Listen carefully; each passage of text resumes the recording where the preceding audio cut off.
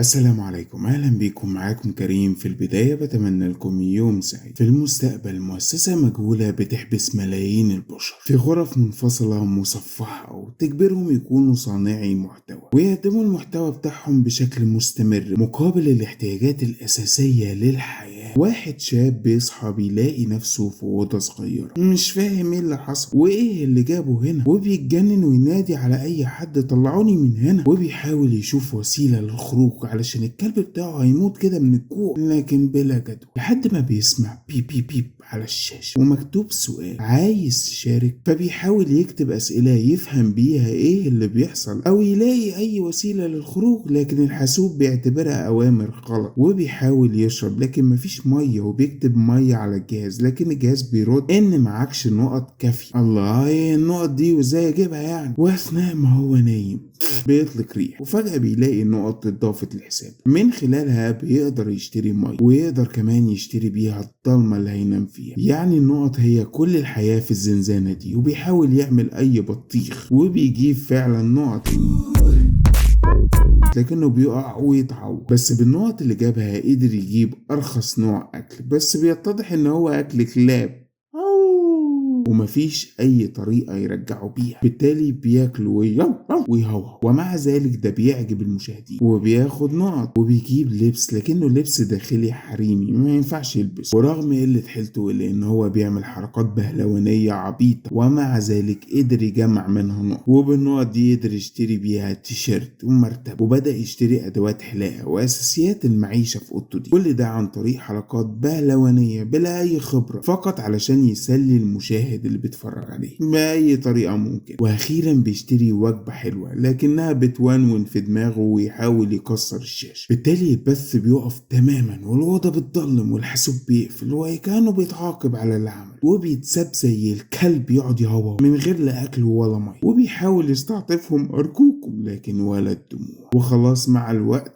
بيبدأ يفرفر، بس في اللحظة دي الحاسوب بيشتغل، لكن لما بيشتغل بيظهر واحد تاني على شاشته. في البداية بيفتكره من المؤسسة، لكنه بيدرك ان هو واحد زيه بالظبط محبوس وظهر له بسبب عطل في برنامج المؤسسة، لكن بيتضح ان هو يقدر يشوف ناس تانية كمان زيه، فيه اللي بيقدم طبيخ واللي بيعمل مكياج واللي بيدرس، وكمان واحدة قمر بتلعب يوجا وتنشر الطاقة الإيجابية. والحاج الرغاي بيتكلم كتير لدرجة تجيب شلل، لكنه طيب وغلبان، ولما بيشوفه بيعمل الحركات البهلوانية بيوضح له ان المشاهدين هيملوا منه في الاخر. لازم المشاهدين تعجبهم قصته ويستنوه عشان يعرفوا هيقدم ايه بعد كده، بالتالي بيتبع تعليماته وارشاداته ويمشي عليها، وبيبدأ يقدم محتوى رياضي ومحتوى غنائي وطبخ وسحر، وبيبدأ يبعت للرغاي اكل ودواء، وكل مرة بيرجع للبت الإيجابية حتى بقى يمشي على تعليماتها، لحد ما في يوم بيظهر على شاشة واحدة ثورجية أثناء ما بتاخد شاور، لكنها بتعتبره متطفل ومنحرف وبتقول له اخس عليك يا قليل الأدب، وبتفتكره واحد من المؤسسة في البداية، لحد ما أكد لها إن هو زيها بالظبط، وبتحاول تعرف منه ليه خطفونا واشمعنى احنا بالذات، لو الغرض عقابنا مش هيقدموا لنا كل الحاجات دي. وبيقول لها أنا كنت في الحياة العادية مجرد نكرة محدش واخد باله مني أصلا، لكن لما بدأت أقدم محتوى في الأوضة دي بقى ليا معجبين وبجيب مشاهدات، بقى ليا الشهر، وبتستغرب إن هو شايف حياة الحبس والذل ده أفضل ليه فعلا من الحياة العادية. وبتحاول الثورجية تقدم مسرح عرايس جميل لدرجة إن هو جذب انتباه الرغاي وعجبه، وبيبدأ الواد يعجب بيها وبيهديها ستارة هدية للحمام، لكنها بتغضب لأنها سترونج اندبندنت ووم، يعني استقلالية ومش عايزة حاجة من حد وخصوصا لو راجل. وبيبدأ الواد يقدم فقرات رسم بس هو مش فنان، فالموضوع بيطلع مضحك وبيعجب الناس قوي وبيبرعوا له بالنقط. بس في يوم الثورجية بتجيب آخرها، ازاي نرضى بالعيشة المذلة دي؟ والرغاي مش عاجبه لأنهم هنا عندهم فرصة إن هم يعيشوا حياة أفضل. وبعد ما بيناموا الرغاي بتجيله نوبة ويبدأ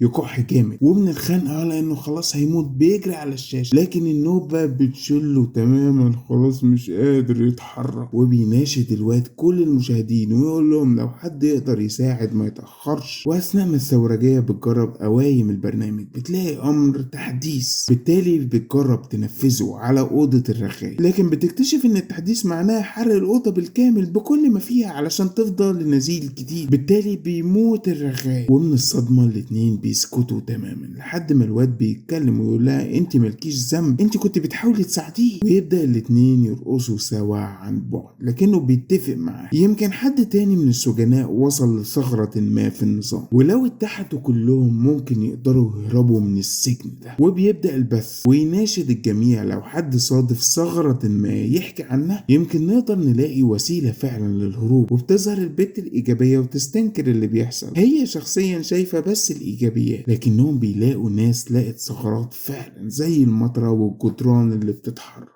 واثناء ما الثورجيه نايمه بتحاول البت الايجابيه تقنعه، يا واد اللي انت بتعمله ده حاجه مهمه جدا، الضحك من اساسيات الحياه، انا شخصيا من المعجبين بالمحتوى بتاعك، التعاسه والسعاده متاحين في اي مكان في العالم، مش هتفرق الانسان جوه ولا بره، لان الانسان هو اللي بيختار يا اما يبقى سعيد يا اما يبقى تعيس. لكن بتظهر الثورجيه وتقول له نظريتها ان هم في غرف مختلفه على مسافات مختلفه، بالتالي هم محتاجين خريطه تخيليه لمكان الاول علشان يقدروا يوصلوا الحاجة. وبيحاول الواد يقنعها ان في ناس عاجبها العالم ده، خلينا ما نستعجلش، يمكن نهدم عالم في ناس بتحبه، ولان الالهاء اقوى بكتير من القمع. بتبدأ تقص في شعرها علشان مفيش حاجة تلهيها عن هدفها وهو الخروج من هنا. وده بيفوقه ويبدأ يشوف ناس اكتر ويشوف واحد شبهه بالضبط. وبتحاول البنت الايجابية تنصح الناس انهم يبصوا لنص الكوباية المليان ويرضوا بالذل طالما عايشين. وده بيغيظ الثورجية جدا والاتنين بيتخانقوا، لان الثورجية شايفة ان هي ضمن افراد المؤسسة وبتحاول تسيطر على كل السجناء، والايجابية شايفة ان هي عدوة النعيم اللي عايشين فيه وعايزة تدمره. وبيبدأ الوقت يناشد المشاهدين علشان كل واحد يتبرع له بالنقط مرة واحدة بس علشان يعرف عدد المناصرين ليه. بس فجأة بتنهال عليه النقط من حيث لا يحتسب بشكل جنوني، والبنت الإيجابية بتتهمه انه نصاب وكان كل هدفه يجمع نقط، لكنه بيقول لها انا مستعد اضحي بالنقط عادي او ارجعها لاصحابها. وبتمسك الوليتين في بعض ويتخانقوا، وبتتعرض الإيجابية لهجوم المية، بالتالي بتناشد المتابعين بتوعها يحرقوا الثورجية، والثورجية بتعمل تحديث لأوضة الإيجابية وبتخليها تولع، والاتنين بيولعوا في بعض ويموت الاتنين. والواد لما بيشوف ده بيعيط، بس الباب فجأة بيتفتح وراه واخيرا يقدر يمشي، بس بيسمع بيب بيب على الشاشة ويروح يكلم جمهوره ويحتفل بالنجاح اللي حققوه، بس الباب